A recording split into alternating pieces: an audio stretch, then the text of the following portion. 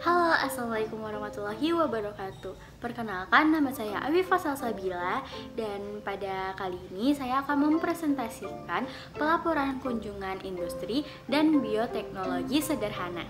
Nah, yang pertama kita akan membahas tentang pelaporan kunjungan industri. Waktu dan tempat pelaksanaan yaitu pada hari Minggu tanggal 9 Mei 2021 pukul 10 WIB. Alamatnya yaitu Jalan Marah Adin Tanjung Pauh, Payakumbuh Barat, Sumatera Barat. Nah, untuk profil industri itu sendiri yaitu namanya adalah Nikiecho. Pendirinya adalah Bapak Yanto pada tahun 2003. Alamatnya yaitu Jalan Mata Adin Tanjung Pauh, Payakumbuh Barat, Sumatera Barat. Nah, jumlah karyawannya pada saat itu adalah 38 orang dan kepala operasionalnya adalah Bapak Beni.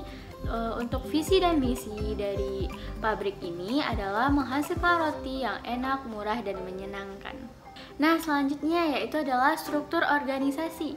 Struktur organisasinya sama dengan struktur organisasi pada umumnya. Yang pertama adalah pemimpin. Nah, untuk pemimpin itu sendiri yaitu Bapak Yanto.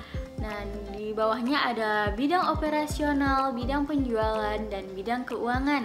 Untuk bidang operasional itu ada seksi produksi, dan untuk bidang penjualan ada toko dan pesanan. Nah, sebelum kita masuk pada pelaksanaan kegiatan, saya akan menceritakan sejarah singkat dari industri pabrik roti ini, di mana pabrik roti Nikiecho ini bermula dari bisnis UMKM, yaitu usaha mikro kecil dan menengah. Kemudian, seiring berjalannya waktu dan semakin meningkatnya jumlah konsumen, produksi dari roti ini menjadi meningkat dan menjadi pabrik roti seperti sekarang ini. Nah, selanjutnya kita masuk pada pelaksanaan kegiatan, di mana kegiatan kunjungan industri yang dilaksanakan di pabrik roti Nikiecho ini itu berada pada daerah Payakumbuh Barat, lebih tepatnya Tanjung Pauh, di mana saya dan rekan-rekan anggota kelompok 6 dari bioteknologi ini mengunjunginya pada hari Minggu tanggal 9 Mei 2021 pada pukul 10 WIB. Nah, kita hanya membutuhkan waktu sekitar 7 menit untuk sampai ke pabrik roti ini. Nah, untuk lokasi pabrik ini tidak berada di pinggir jalan, namun kita hanya perlu masuk ke gang sedikit lagi. Nah, saat sampai di pabrik roti ini, kami disambut dengan ibu-ibu karyawan dari pabrik roti tersebut, dimana setelah menemui ibu-ibu tersebut atau menemui karyawan tersebut, kami diserahkan kepada Bapak Beni, di mana Bapak Beni ini merupakan bagian dari operasional. Nah, di sana kami mewawancarai Bapak Beni ini untuk mengetahui pabrik roti Nikiecho ini. Nah, setelah kami melakukan wawancara terhadap Bapak Beni, kami meminta izin kepada Bapak Beni untuk dapat melihat ke dalam industri pabrik roti Nikiecho ini. Nah, alhamdulillahnya kami diizinkan untuk masuk ke dalam pabrik tersebut. Nah, yang pertama kita disuguhi dengan karyawan-karyawan pabrik roti ini yang sedang memotong-motong roti yang sudah matang atau sudah keluar dari oven. Nah, mereka memotong-motong roti tersebut menggunakan sebuah alat, dan di sini kita bisa mencium bau roti yang sangat harum. Nah, selanjutnya jalan sedikit lagi kita memasuki ruang di mana ruang tersebut merupakan ruang inti dari pabrik roti Nikiecho ini, yaitu ruang pengolahan. Ada yang sedang membuat adonan roti, ada yang sedang mengolehin roti. Nah, semuanya terdapat di ruangan ini.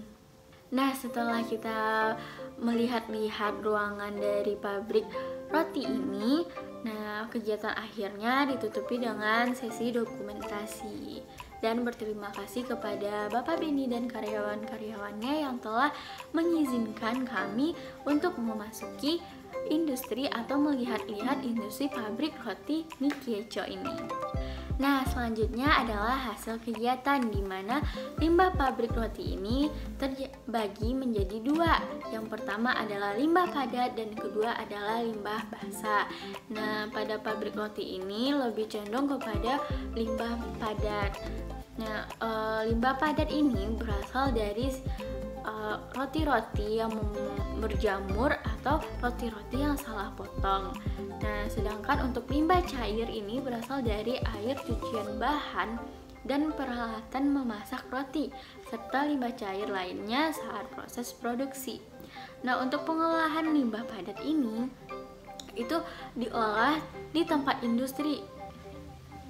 Nah, untuk pengolahan limbah padat ini tidak diolah di tempat industri, melainkan limbah ini dipergunakan untuk pakan ternak. Nah, mereka tidak membuang dari limbah padat ini, tetapi mereka menguangkan kembali limbah padat tersebut agar tidak terbuang sia-sia. Nah, biasanya limbah padat akan digunakan sebagai makan ikan atau bisa juga digunakan sebagai makan itik atau bebek. Untuk pengolahan limbah cair dengan menggunakan pengolahan secara fisik. Nah, di mana untuk menyisihkan benda-benda terapung atau padatan tersuspensi terendapkan. Hal ini berupa penyaringan kasar dan pemisahan bahan inert seperti butiran pasir dan tanah. Selanjutnya, limbah cair dialirkan melalui instalasi pengolahan air limbah.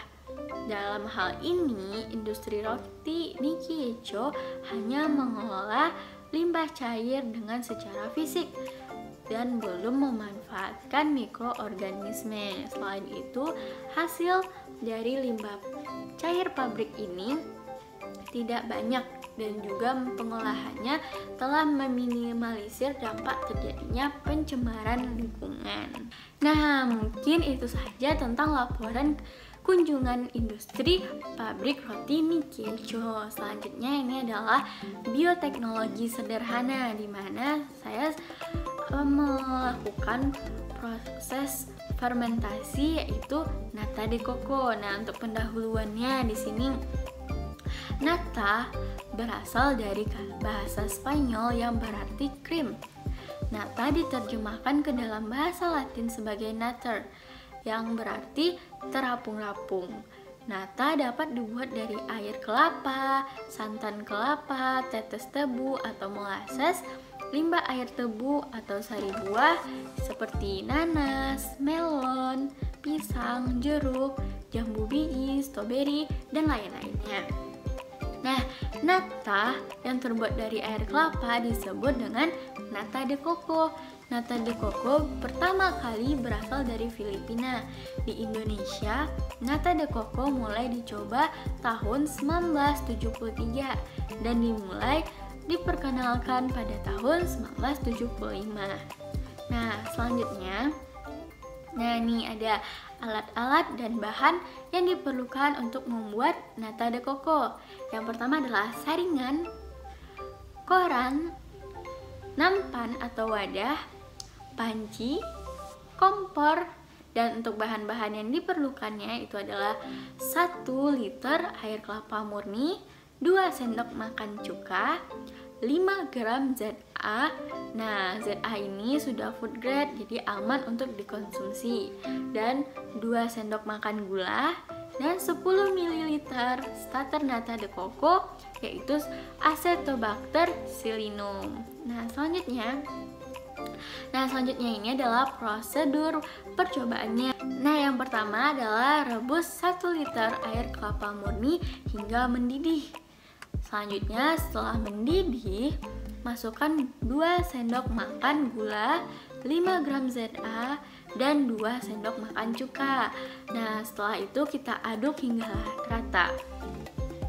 Nah, selanjutnya, tuang campuran air kelapa tersebut ke dalam nampan atau wadah.